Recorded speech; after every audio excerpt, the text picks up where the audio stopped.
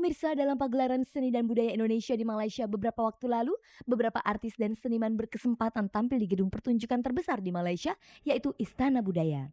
Dalam pagelaran yang berjudul Indonesia Merentang Sayap itu, Perdana Menteri Malaysia Tan Dr. Mahathir Mohamad beserta istri menyempatkan diri untuk hadir dan menyaksikan penampilan seniman dan artis Indonesia yang tampil malam itu. Salah satu artis yang mendapat kehormatan menyanyi di hadapan Mahathir Mohamad adalah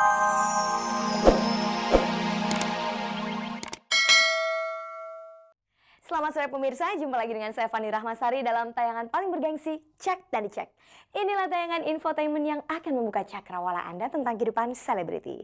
Seperti biasa, selama kurang lebih 30 menit ke depan, Anda bisa menyaksikan berbagai informasi aktual dan akurat dari dunia selebriti yang telah berhasil dihimpun oleh tim Cek dan Dicek. Tayangan paling bergengsi ini juga bisa Anda simak melalui Radio S107,9 FM Jakarta. Dan pemirsa, sekarang kita simak dulu kilasan tayangan sore ini. Pemirsa, proses persidangan cucu mantan Presiden Soeharto masih terus berlanjut. Kali ini pengadilan meminta istri Ari Maya Arisigit untuk menjadi saksi. Namun Maya tidak datang di persidangan. Simak pula pengalaman menarik artis Anwar Fuadi yang tampil menyanyi di hadapan Perdana Menteri Malaysia Tan Dr. Mahathir Mohamad. Jangan lewatkan sejumlah informasi singkat dari kehidupan selebriti yang terangkum dalam Galeri Selebriti.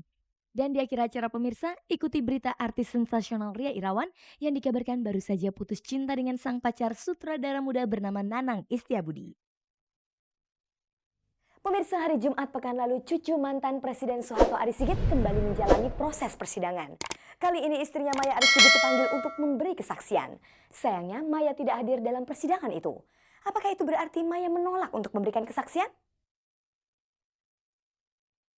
Pemirsa, proses persidangan Arisigit dalam kasus kepemilikan 70 butir peluru yang ditemukan di rumahnya beberapa waktu lalu terus berlanjut. Jumat 9 November lalu, cucu mantan Presiden Soeharto ini kembali menjalani persidangan untuk keempat kalinya di Pengadilan Negeri Jakarta Pusat. Seperti persidangan sebelumnya, dalam persidangan kali ini majelis hakim kembali meminta keterangan beberapa saksi. Salah seorang yang dimintai untuk memberi kesaksian adalah istri Arisigit yang kini telah hidup pisah ranjang dengannya, yaitu Maya Arisigit. Sebelumnya ketika pertama kali Arisigit ditangkap, Maya memang pernah memenuhi panggilan pihak kepolisian untuk menjadi saksi. Tetapi hal itu hanya sekali saja dilakukannya. Setelah itu Maya tidak pernah dikabarkan menjadi saksi lagi hingga kasus suaminya atas kepemilikan 70 butir peluru itu dibawa ke meja pengadilan. Kini ketika dirinya kembali dipanggil kejaksaan untuk menjadi saksi, bagaimana respon Maya? Saya nggak bersedia kayaknya sih, karena biar gimana juga kan Mas Ari tuh bapak dari anak-anak saya gitu ya, dari putra putri sama Rana, dan dia juga statusnya kan kita masih suami istri gitu. Jadi ya nggak inilah, walaupun nanti statusnya udah nggak ini juga bukan sebagai istri lagi, juga saya mungkin nggak akan mau jadi saksi. Apakah sebelumnya Maya pernah mendapat tekanan dari Arisigit untuk tidak memenuhi panggilan itu? Oh enggak, Mas Ari enggak minta, maksudnya bukan Mas Ari minta saya, menolak, enggak, itu terserah saya, tapi saya pribadi yang enggak mau, dijadikan saksi. Apa yang membuat kejaksaan meminta dirinya untuk menjadi saksi? Awalnya Mas Ari dibawa ke Polda kan, saya dipanggil kan, gitu, diminta keterangannya kan sebagai saksi di itu ya, di mana, Polda kemarin. Jadi mungkin dilimpahkan ke kejaksaan, itu di situ ada nama saya juga. Perjalanan hidup pasangan Maya dan Arisigit memang penuh kontroversi. Maya pernah berurusan dengan pihak pengadilan lantaran kasus narkoba hingga akhirnya mendekam di penjara selama hampir 9 bulan. Tapi baru beberapa hari menghirup segarnya udara kebebasan, ibu dari 3 orang anak ini kembali dirundung masalah. Suaminya Arisigit menggugat cerai dirinya. Namun belum lagi mereka menyelesaikan proses perceraian itu, Ari keburu dihadang kasus atas kepemilikan 70 butir peluru di rumahnya. Kini bagaimanakah hubungan mereka sebenarnya? Belum ada kepastian, tapi ya saya masih tetap berdoa dan masih tetap berharap supaya kita bisa, kembali lagi, karena kan anak-anak saya masih kecil-kecil, udah gitu, udah gitu 3 lagi kan. Jika benar begitu, mengapa ketika sang suami ditahan, Maya dikabarkan sedikit pun tidak pernah menjenguknya? Udah ngejenguk waktu anak saya ulang tahun putra kemarin itu tanggal 17 Oktober saya datang ke sana. Tapi dari Mas Arinya pribadi juga kayaknya dia, selama masih ada kasus ini ya, masih menjalani sidang ini, kayaknya dia belum mau diganggu. Apa yang membuat Arisigit bersikap demikian pada wanita yang sebetulnya masih berstatus sebagai istrinya itu? Saya nggak tahu tuh ya kenapa, itu silakan tanyakan sama Mas Ari saja. Upaya Arisigit menggugat cerai istrinya beberapa bulan lalu agaknya menjadi pukulan telak buat Maya. Terlebih setelah Aris Sigit secara terang-terangan mengumumkan hubungannya dengan Rika Kalebot. Bagaimanakah Maya mengomentari hal ini? Kita boleh sama-sama punya, maksudnya Mas Ari boleh, tetap mau ngejalanin kehidupannya dia dan saya juga begitu gitu ya.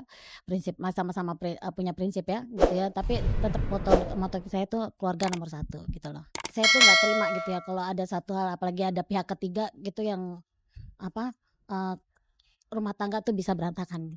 Kalau boleh tahu, apa komentar Maya jika sang suami benar-benar tidak mau kembali lagi kepadanya? Terserah dia aja, tapi yang jelas kan kita sebagai perempuan ya gitu ya, yang statusnya masih istri, saya pengen yang jelas gitu. Kalau memang Mas Arinya nggak mau lagi ya urus urus dong dari sekarang gitu ya. Kalau memang masih mau ya diperjelas gitu loh, ya kan. Jadi jangan digantung-gantung gitu loh, siapa sih yang mau digantung.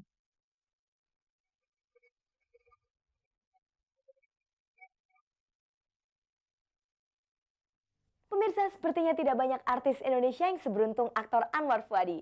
Saat mengikuti pagelaran seni budaya Indonesia di Malaysia beberapa waktu lalu, Anwar Fuady menyanyi secara langsung di hadapan Perdana Menteri Malaysia, Dr. Mahathir Mohamad. Anwar Fuady melantunkan 2 buah lagu milik P. Ramlee yang pernah populer di Malaysia.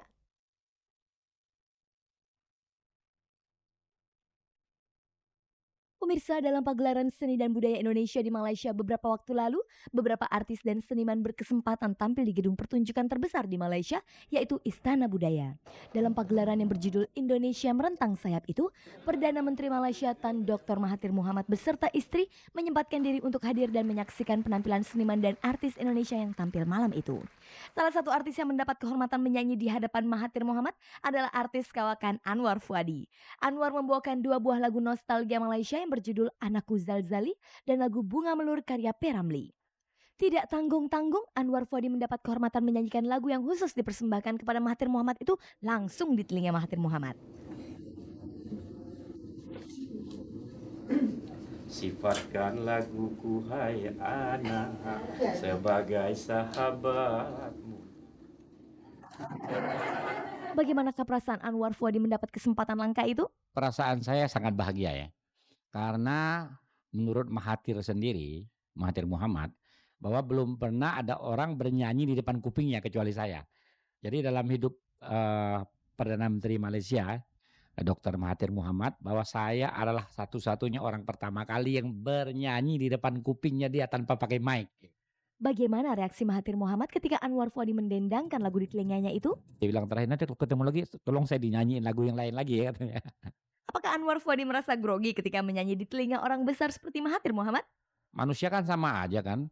Cuma kebetulan garis tangannya dia jadi Perdana Menteri, garis tangan saya jadi aktor itu aja. Tapi kan beda-beda tipis aja Perdana Menteri dengan aktor.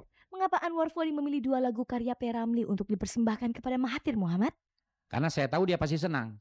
Dia kan orang tua, nggak mungkin dia senang lagu-lagu yang jingkar-jingkarkan sekarang kan. Dia pasti senang lagu-lagu yang lama.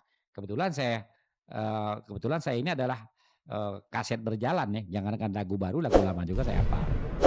Setelah bernyanyi langsung di telinga Perdana Menteri Malaysia, apakah Anwar Fuady memiliki keinginan untuk menyanyi di telinga orang besar lainnya? Di telinga Presiden Republik Indonesia barangkali? Ya kalau waktunya tepat, timingnya tepat, situasinya tepat, apa salahnya ya kan.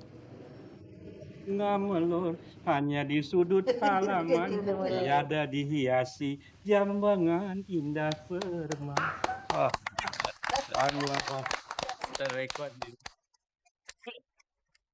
Pemirsa, kehidupan selebriti memang selalu menarik untuk disimak. Berikut ini kita ikuti kilasan informasi singkat dari sejumlah artis yang terangkum dalam Galeri Selebriti.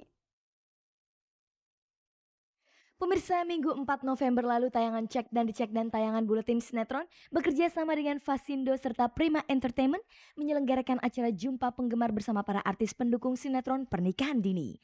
Acara jumpa fans yang disertai bazar itu digelar di Bumi Sangkuriang, Bandung, Jawa Barat.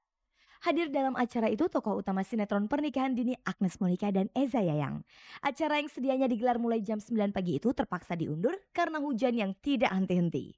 Walau cuaca saat itu tidak mendukung, para pengunjung yang rata-rata penggemar Agnes Monica menunggu dengan setia penampilan Agnes Monica yang hari itu menyanyikan lagu soundtrack sinetron Pernikahan Dini. Bahkan kaos Cek dan Dicek yang ditandatangani dan dilelang oleh Agnes Monica berhasil terjual hingga Rp750.000. Bagaimana komentar Agnes tentang antusias penggemarnya itu? Ya maksudnya gimana ya, kalau misalnya mau nyanyi itu emang buat penyanyi, buat gue, itu lebih enak kalau ngelihat audiensnya tuh langsung di depan gitu loh, yang bisa berinteraksi langsung. Sedangkan kalau kayak gini, gimana mereka mau jingkrak-jingkrak juga gimana caranya gitu kan. Kasihan guanya, kasihan merekanya. Takutnya hujannya nggak berhenti kan. Sebenarnya kasihan juga sih.